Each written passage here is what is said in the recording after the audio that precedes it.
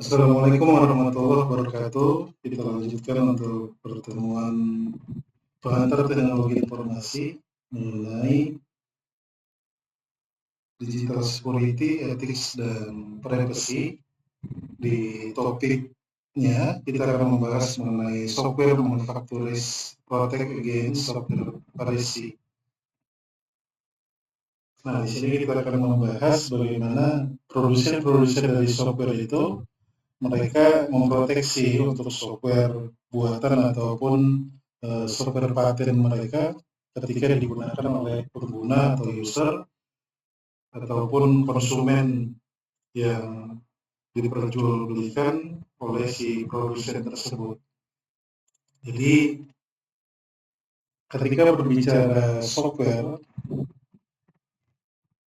buatan sebuah sebuah perusahaan ataupun produsen, sampai saat ini banyak identifikasi yang dilakukan karena banyak pembajakan software atau pencurian software itu terjadi ya.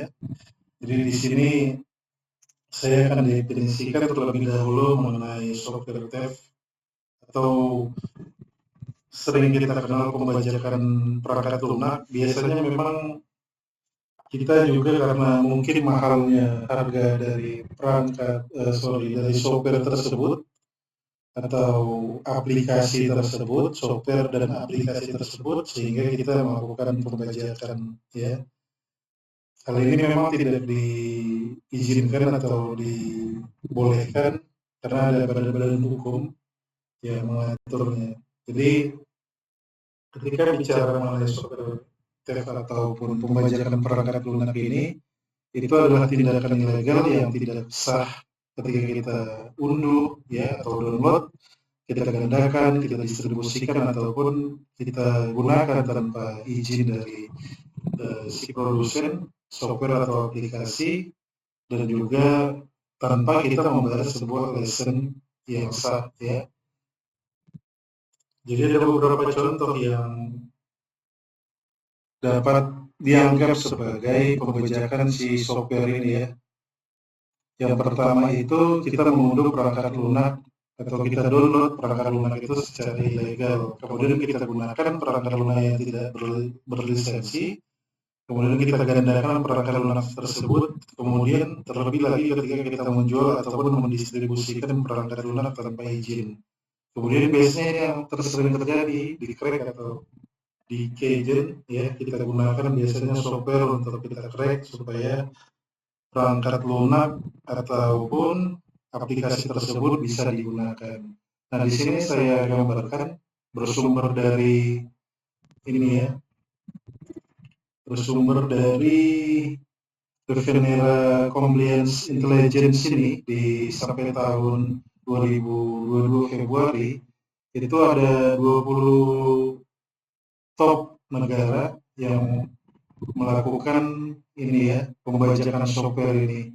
Yang pertama itu ada China, Rusia, United States, dan Indonesia itu nomor 17 dari top 20 country ya yang melakukan pembajakan software itu.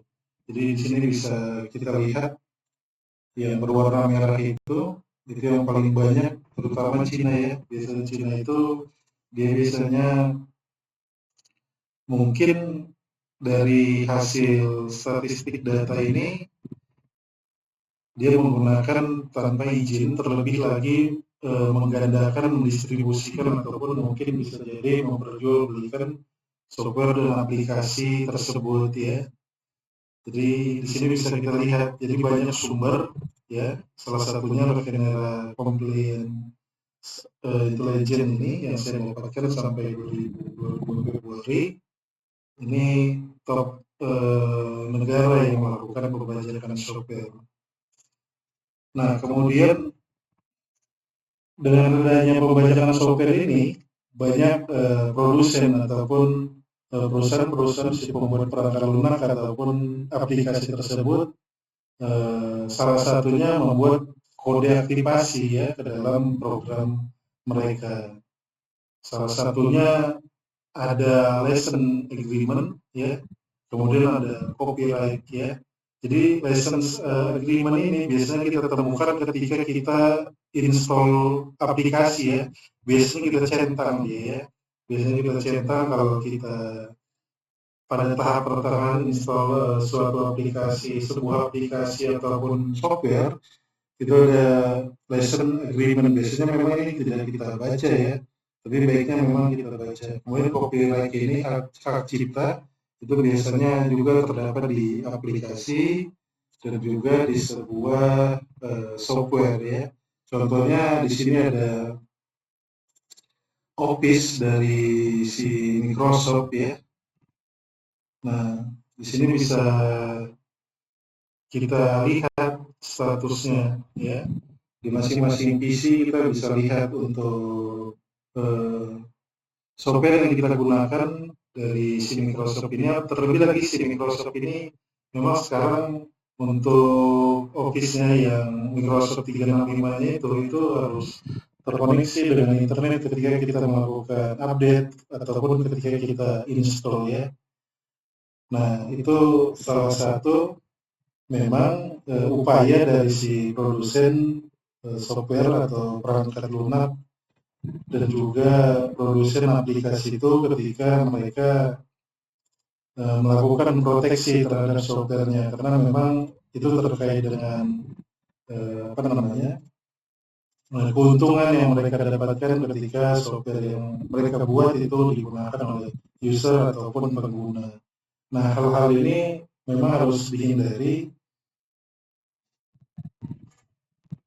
karena memang ada hukum yang berlaku ketika pelanggaran ini kita lakukan. Tapi kebanyakan memang sampai saat ini abai ketika kita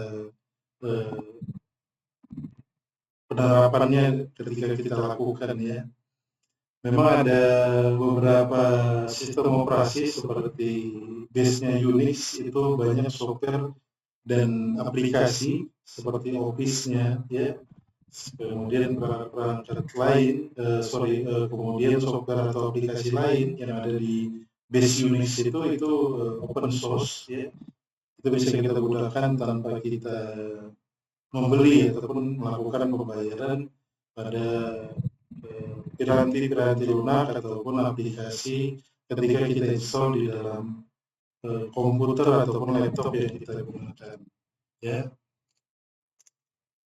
Cukup sekian ya untuk pembahasan mengenai software manufaktur ini ataupun mengenai bagaimana sebuah produsen dari software kemudian aplikasi itu melakukan kebijakan ataupun melakukan proteksinya di dalam mereka mendistribusikan software ataupun aplikasi yang mereka perjualbelikan untuk dapat untuk dapat digunakan ya. Sebelum digunakan itu biasanya kita melakukan pembayaran, biasanya ada license yang harus kita beli, kemudian nanti di license itu di-include-kan kode aktivasi ataupun sejenisnya ya. Terima kasih. Assalamualaikum warahmatullahi wabarakatuh.